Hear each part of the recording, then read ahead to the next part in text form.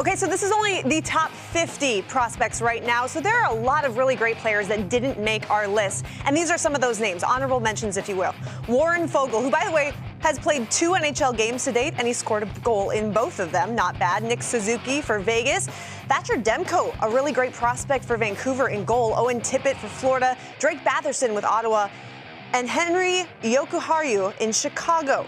When you guys look at this list, Sam, is there one name that really jumps off the page as somebody who should have maybe been on the top 50 prospects? Warren Foegele's my guy. I love the way this guy plays. He's got incredible work ethic, and he's a guy who's got the skill to match it. He's got speed. He can play in the style of game. And I think what's most impressive for me about this marriage is that Rod Brind'Amour is much the similar player when he played as Warren Foegele is in terms of their work ethic, their work off the ice, the ability to go into the corners, do the work for their teammates, yet still have the skill with the vision and the finish to be an effective player. Warren Foegele's my guy that if we had a chance, I'd get him into that top 50. Well, I'll tell you, Sam, I really like Thatcher Demko, goaltender for the, prospect for the Vancouver Canucks. Actually, obviously, they drafted him in the second round.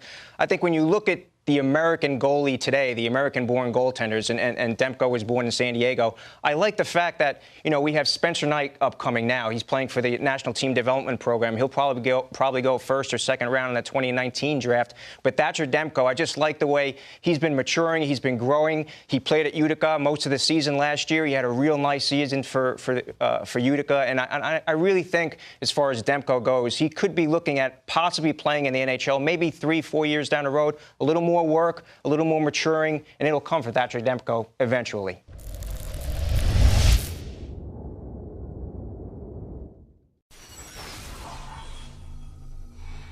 Kyler Yamamoto, not only does he bring diversity to the game with his Hawaiian roots, but he brings a lot of skill, right? He brings a lot of skill and a lot of speed. And I think that for him, he's in the perfect situation, Jamie, by the fact that you look at the Edmonton Oilers. Who do they have at center? They have Connor McDavid and they have Leon Draisaitl. Those two guys are looking for wingers. Kyler Yamamoto's got the speed, he's got the quickness, he's got the hockey IQ, he's got that quick release to be a winger, to play alongside those guys for a long, long time. Now, what does he need? At 5'8", he needs to get strong. He needs to find a way that he's going to be able to compete on a nightly basis. But for me, I think he's the perfect fit to play alongside those guys. In order to play today's game, you need to be fast, you need to have speed. But when you play with Connor McDavid or Leon Draisaitl, you need it a little bit more, and I think that this guy's got all the tool to be, a great winger for that team for a long, long time.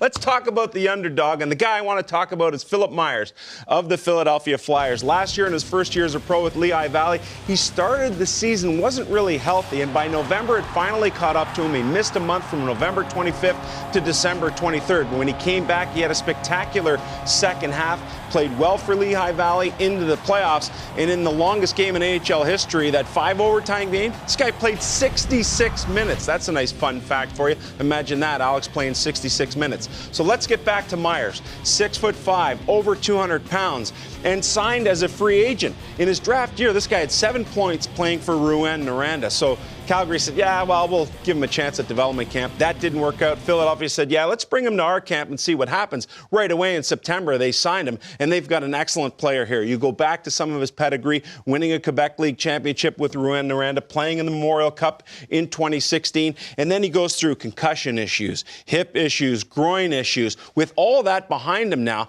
and you look at the direction Philadelphia is going, Travis Sanheim, Provorov, Robert Hogg. I mean, you're talking about, gosh, to spare, a really good young defensive core that if you can keep these guys together, Philip Myers doesn't have to come in and be a point producer. He could be more of that stay-at-home shutdown guy with his size.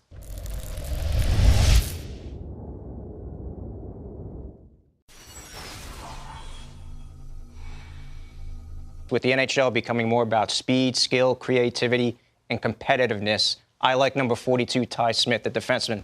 New Jersey Devils got a nice player here at number 17 in the draft. He ranked second in the WHL last year in points with 73. Most points by a first-year draft-eligible player in the Western Hockey League last year. Smith is an efficient first-pass defenseman. He can transition with poise because he knows what to do with the puck. I remember talking to Paul Castron, the director of amateur scouting for the Devils, and him telling me the IQ of Ty Smith is off the charts. They were so happy to find him there at number 17. And I thought he was really good, Sam, at the World Junior Summer Showcase. You know, they had him alongside Noah Dobson playing there for Canada. I think he might play. He might be a member of that team for Canada at the World Junior Championships in Vancouver this year. In addition to that, I thought he had a great development camp with the Devils as well. He showed his speed, his creativity from the back end, scored a hat trick in the final scrimmage for the Devils in their intra-squad scrimmage. So sky's the limit for Ty Smith. I like what the Devils got here at number 17. I think he's, you know, you look maybe 2-3 years down the road, he's going to be a legitimate NHL player.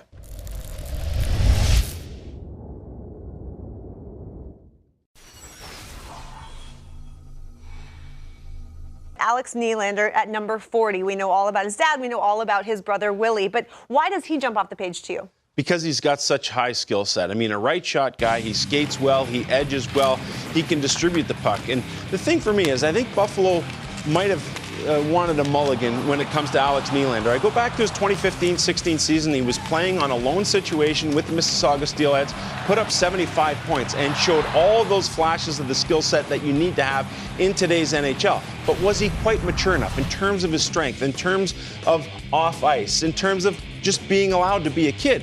So he goes into the American Hockey League the next year, and everyone's thinking, okay, this guy's had an unbelievable World Junior career. He's played 3 times for Sweden, 28 points over the course of those 3 different times in which he represented his country as an under-20 player, as a double underager. And everyone thought that the expectations of going number 8 overall would be the guy that would step into your lineup, especially in a situation like Buffalo was in. Well, it didn't quite work out. He's had a couple of tastes of what the NHL is all about. I talked to his brother William a little bit about him in the summertime and said, oh, he's poised to have a big season. Randy Sexton, the assistant general manager for Buffalo, this is a big season for him. He needs to come in and show us some of the things that made him so successful as a junior player, as a player representing his country. So I like what he has to offer, but this is a huge, huge year for his development.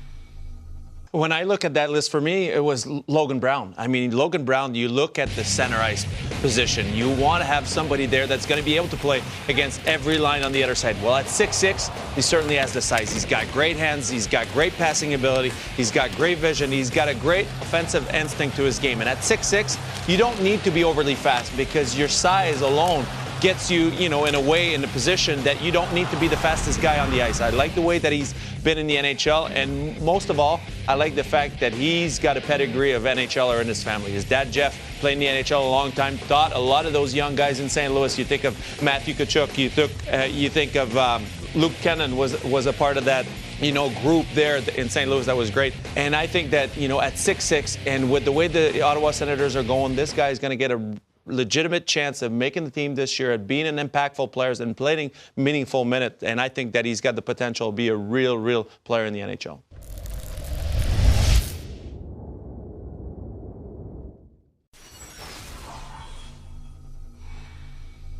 When you look at teams with long-term success, you're looking to build through the draft and you're looking to build up the middle. And that's why I understand why the Arizona Coyotes took number 34 Barrett Hayton at number 5 in the NHL draft in 2018. Hayton played for a strong Sault Ste. Marie team this year. Scored 60 points in 63 games, including 21 goals. He played behind some highly skilled players that were a tad older, but he fought for ice time, and he earned that ice time. Played in numerous situations, critical situations at times for the Sioux this year, even going back to him being a 16-year-old in the OHL playoffs 2 years ago. He played on the top power play unit. He retrieved pucks. He was a great net front presence for the Sioux this year.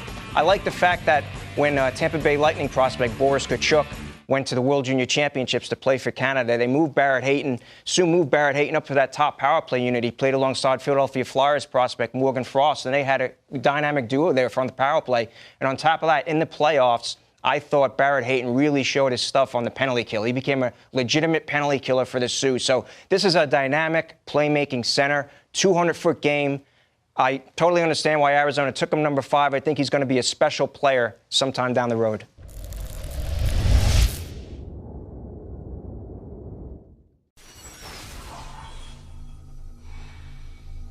Well, it's Sam Steele, Regina Pat's captain and a guy who won the Memorial Cup MVP, putting up 13 points over the course of that tournament. But I look at his body of work over the last couple of years, 130 points 2 years ago, 83 points last year.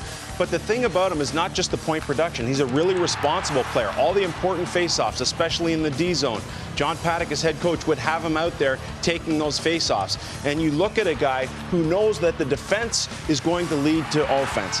The one thing that they really want to work on Sam Steele with is that first step explosiveness. As a center iceman, you're helping out in your own zone to be able to get off the mark and to be able to join the rush when your forwards or wingers are already ahead of you is something that he really needs to work on. But he's got great work ethic. He's inspired by the tragic loss of his brother from a couple of years ago. And the fact that he plays that 200-foot game, if he does slot in with Anaheim, it would be underneath Kessler, it would be underneath Getzlaf, a couple of bigger guys. So Anaheim trying to find space for a smaller guy at the center ice position. I don't think playing the wing would be an option for this player in particular. He's been a centerman all his life, and I think that's where he's going to find success. And if you can find him the right amount of minutes and the time to get him into the power play every now and then, really smart, you can get him in on the penalty kill every now and then, I think you're going to see a guy blossom under some of the veterans that Anaheim has.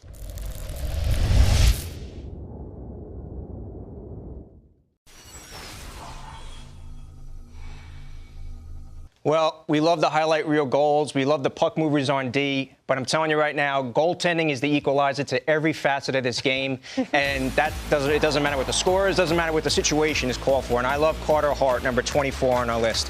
Hart was named the best goaltender in the Canadian Hockey League and the Western Hockey League last year. 31 wins, a .947 save percentage, a 1.6 goals against. An incredible year. He helped Canada win the gold medal, the 2018 World Junior Championships in Buffalo. He'll probably start in Lehigh Valley this year with the Flyers affiliates. But give him 2-3 years, and I think he's going to be a quality goaltender. And I'll go on record, everyone, and say that I think Carter Hart is going to be the best homegrown Philadelphia Flyers goaltender since the selection of their current general manager, Ron Hextall, in 1982. And we all know what Hexy did in 82. 5 years later, he helped the Flyers to the Stanley Cup in 87. They lost to the Edmonton Oilers in 7 games that year. But I like Carter Hart, what he brings to the table.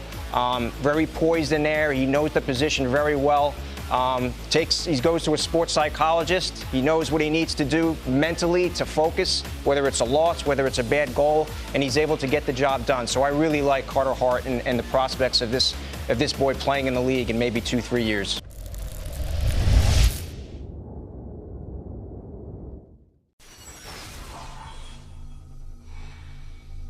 The man himself, Carter Hart, joining us now from FaceTime. And Carter, thanks so much, first of all, for doing this. And secondly, we know that goaltending is really a question mark right now for the Philadelphia Flyers. So what's it like for you to be a part of an organization where you know you might get an opportunity sooner than other places? Yeah, I know. I'm definitely excited for this year, for my first year of pro hockey, whether that's in Philly or in Lehigh Valley. I mean, they're both great spots, and I'm really excited to get things going there. In the next few weeks here with training camp coming up. Carter, Alex Tonga here. I saw you last week at the Upper Deck Rookie Showcase in Toronto. I was very impressed with your poise, but how are the nerves right now? Because heading into the training camp, your first pro year, what's your preparation and how are the nerves coming down the wire here as you get ready to get to training camp? Yeah, right now I think I'm not really worried about that. For now, I mean, training camp's still about 10 days away for me, so once the time comes, then obviously I'll probably be a bit more nervous, but right now I'm just focusing on getting prepared and doing everything I can off the ice and on the ice to be fully prepared once I head into camp, and once I get into camp, then it's time to just play, and that's all I got to worry about. You know, Carter, with a sensational junior career behind you now, what do you think about your game that will translate to being a successful pro goalie? Yeah, I think for myself, I think I just have to worry about evolving my game and learning different things from all aspects of the game, and just kind of worrying about the little details and trying to improve on those things every day. And I think at the pro level, you get the chance to have a goalie coach on the ice with you every day. You get people surrounded by you that are just world class. You're surrounded with the best of the best. So I think that's what I'm really looking forward to at the pro level, is the opportunity I have to work with some of the best staff and the best coaches and play with some of the best people and best players in the world. So I think for this upcoming year, I'm really looking forward to being able to work with world-class staff and people like that. And for myself, I think just kind of worrying about things day by day and just trying to get better every day. Hey, Carter, we know that the mental makeup of a goaltender is very important, and what you've been able to accomplish has been extraordinary in the Dub in your 4+ seasons there. Talk a little bit about the mental makeup, and I know you go to John Stevenson, the same sports psychologist as Braden Holtby. Talk about how important it is to meet with him and learn about maybe the mental side of goaltending and how important that is.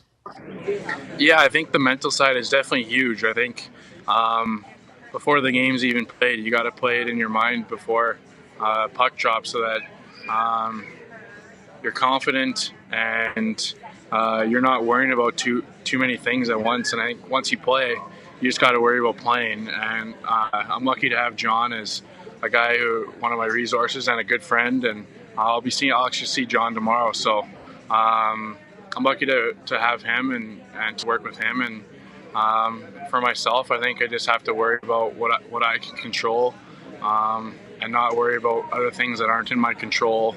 And I think for me, over the past years and in different experiences I've had, having a mental makeup, having a strong mental foundation really helps in different situations. Carter, you mentioned just about a week and a half or so until training camp, and we see all these videos right now of all these position players, out there on the ice. They're really trying to get in shape and do all these skating drills. I'm just curious, what does a goalie's off-season training program look like? What do you do to get in shape? Well, I have my trainer, Phil Daly, back home in Sherwood Park.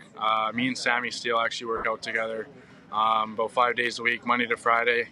Me and Sam have worked out together with Phil for about 5-6 years now. So I work out with him, and then I have my goalie coach, Dustin Schwartz, back home, who's with the Oilers. So I skate with him and Cam Talbot throughout the summer. And I think for me, I'm lucky to have those guys by my side helping me, and I'm lucky to have such a great resource team of people. And Dustin and Phil are awesome people, and I'm really lucky to have them help me and help me to get better. That's great stuff. We can't wait to see you on the ice, Carter. Thank you so much for taking the time from an airport, and safe travels. Yeah, thank you.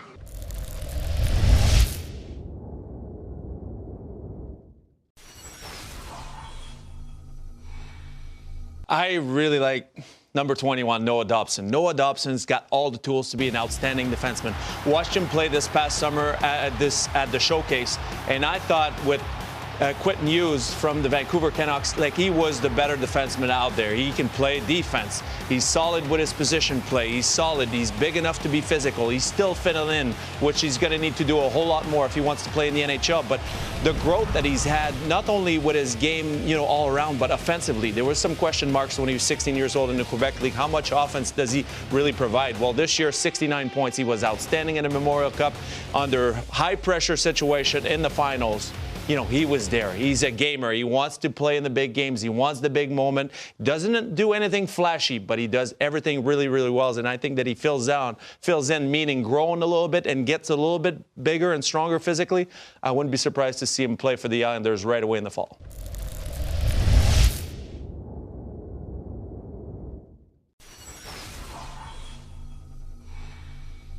Number 19, Evan Bouchard, has your attention. Why? Well, right shot defenseman going into a perfect situation in Edmonton. When you look at the Sekera injury, you have to think that there's going to be opportunity there. The other opportunity that exists is the fact that he's a 1999-born player. So as a late birthday, he's had that one extra year of junior experience. And I remember going into the London dressing room, talking to Dale Hunter, the head coach, and asking about Evan Bouchard. And they said to me, to a man, Dale Hunter at that time, Mark Hunter, Rob Simpson, the assistant general manager, this guy is something special. He thinks the game like few others do.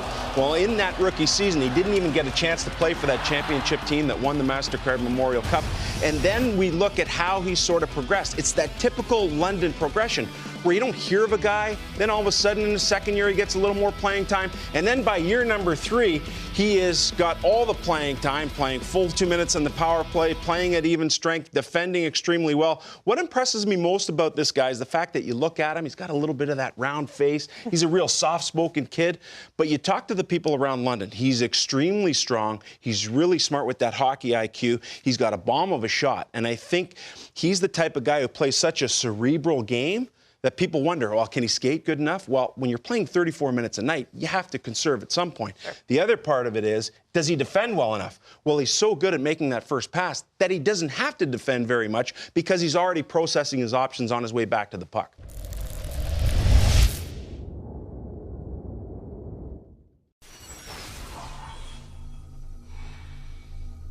Well, I'm going to go with number 17, Brady Tkachuk. I mean, I thought the world of Brady Tkachuk as a draft pick, as a power forward. I think he was one of the best power forwards of this draft class. You know, you look at Brady, but not only is he that power forward, but he does so much more. He's a passer. He led Boston University in assists last year with 23. His hockey sense, David Quinn had him playing the half wall on the power play. In addition to being that Tkachuk player where he's playing the middle, getting the tips, the deflections, the rebounds, like good Tkachuk players always get to. The compete level, he was responsible in his own end as he was in the opposing zone. The physical play. Matthew Tkachuk said to me, he told me that he's going to be as physical as I am in the NHL right now, if not more. And as far as Ottawa goes, I think he's going to stick with the Ottawa Senators this year. I know there was talk about him possibly being loaned to London or maybe playing with Belleville in the American Hockey League. But I really do think Brady Tkachuk is going to stick because he's that dynamic a player. And one other thing about Brady Tkachuk is I do like the self-assessment.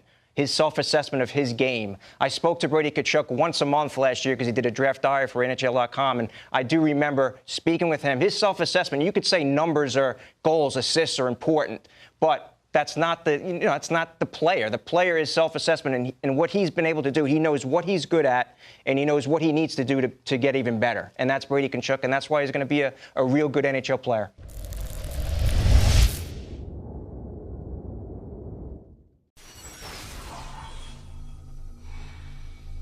When you look at number 9, Quinn Hughes, I want to know why we should be excited and have him in our top 10 prospects. The prototypical new age defenseman, a small guy who skates really well, and at times you'd mistake him as the 4th forward on the rush because he just loves to have the puck on his stick. And it's really interesting because I go back to his days in minor hockey, 12, 13 years old, a rink rat. He's out in the ice with his dad. He's going to games with his dad, Jim, who at that time worked for the Toronto Maple Leafs, who in his own right was a pretty good college player back with Providence back in the day. His mother also providing him with good bloodlines, who played collegiately, who also played for the U.S. at the World Championship. So he has that part of being around the game for such a long time.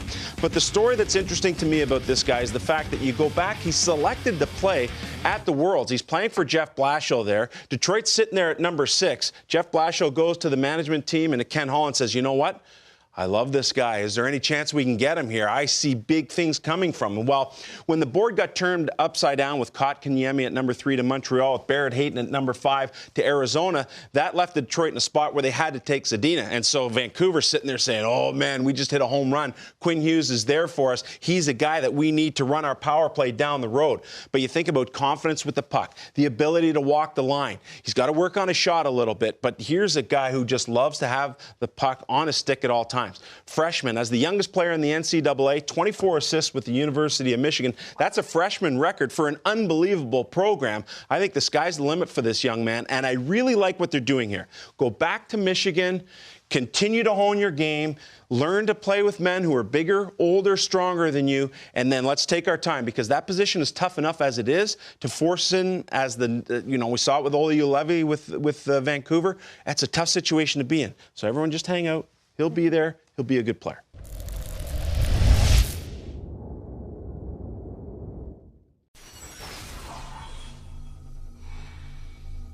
Well, I'm going with number 6 on the prospect list here in Filip Zadina. He was outstanding in Halifax last year. You saw the numbers, tied for 3rd with 44 goals in his first North American season. Zadina skates so well. He's got that powerful stride, great hands. He's so elusive with the puck. And boy, does he possess a wrist shot. You get him on the power play from the right circle or in the slot. he risks it. It's unbelievable. Zadina can score in several ways. He can attack the defense with dangles. He can power move past you. He wins puck battles across, along the boards. I just love the power, the stride, the ability that he has. I can see him playing for Detroit this year. I know there was question marks whether he was going to go to Grand Rapids, whether he was going to stick in Detroit. I think he can play as a rookie this year, score 20-plus goals. I see Zadina as a 40-plus goal scorer at some point in the NHL.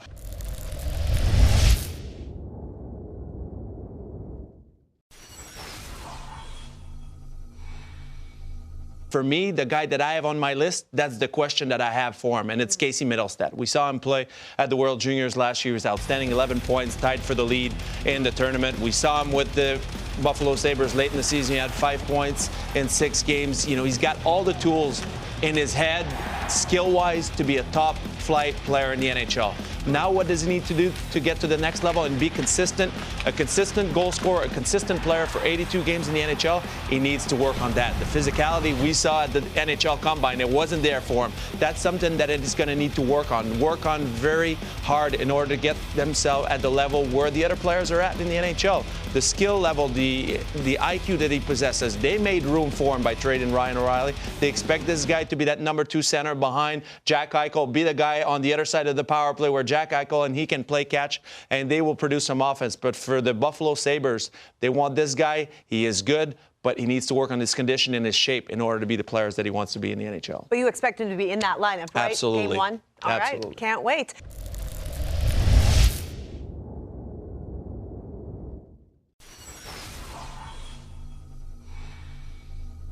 Boy, am I excited to talk about this guy. This guy was so good in the Swedish league in the playoffs.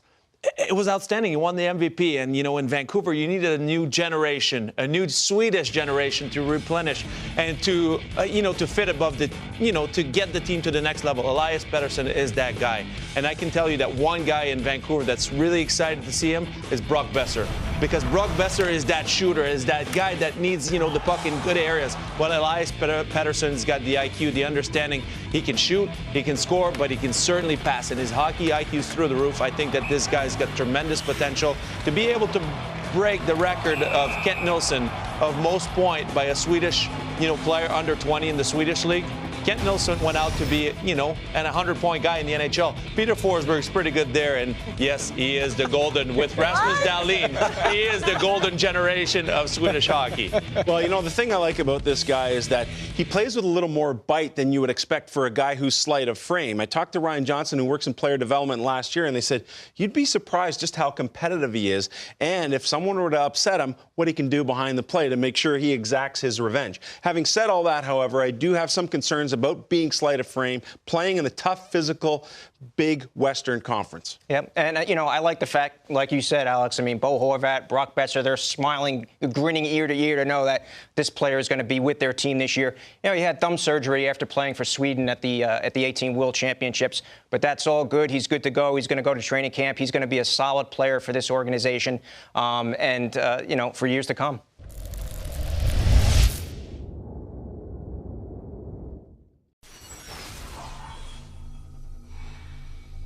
But you look at that picture, he looks like a man. He's standing up there with men who've drafted him, and he looks like he fits in right away. And Carolina's got a wonderful player here. You go back to talking about his bloodlines a little bit. Yevgeny, his brother, was selected 19th overall by Detroit going back to the 2015 draft. So there is something to be said about a guy who came over, spent some time in North America, wanted to be close to his brother, so he played a couple of years ago in the USHL in Muskegon. And then he transitioned to play for Dale Hawerchuk with the Barrie Colts last year. What I love about his game is he can do everything.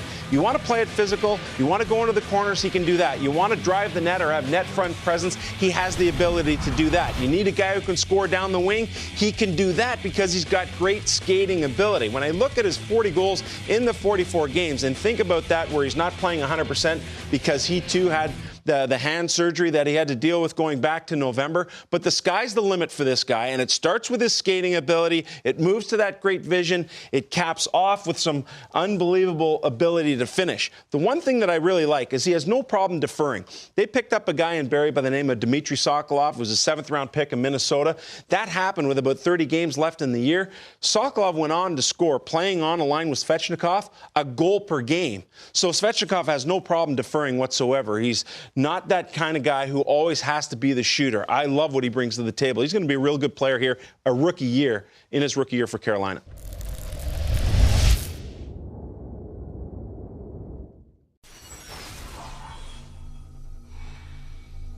I don't want to get too excited here, but I will.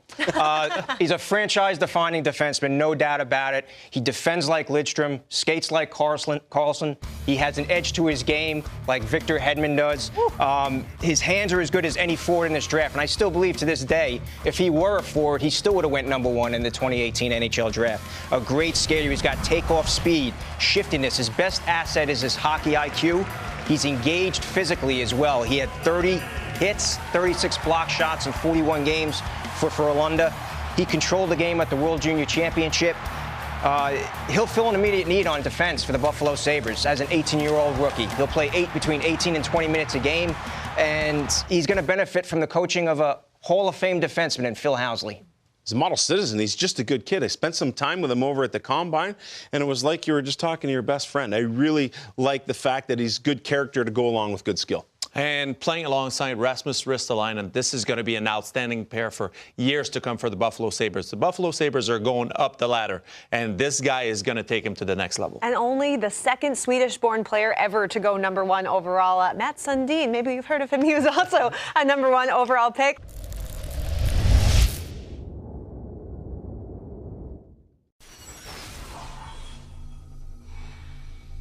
Let's take a quick look at the top 50. Thanks so much for joining us here. But Canucks fans, Rangers fans, you guys are probably the happiest right now. Yes, the future is bright. We say it all the time, but lots to look forward to around the National Hockey League.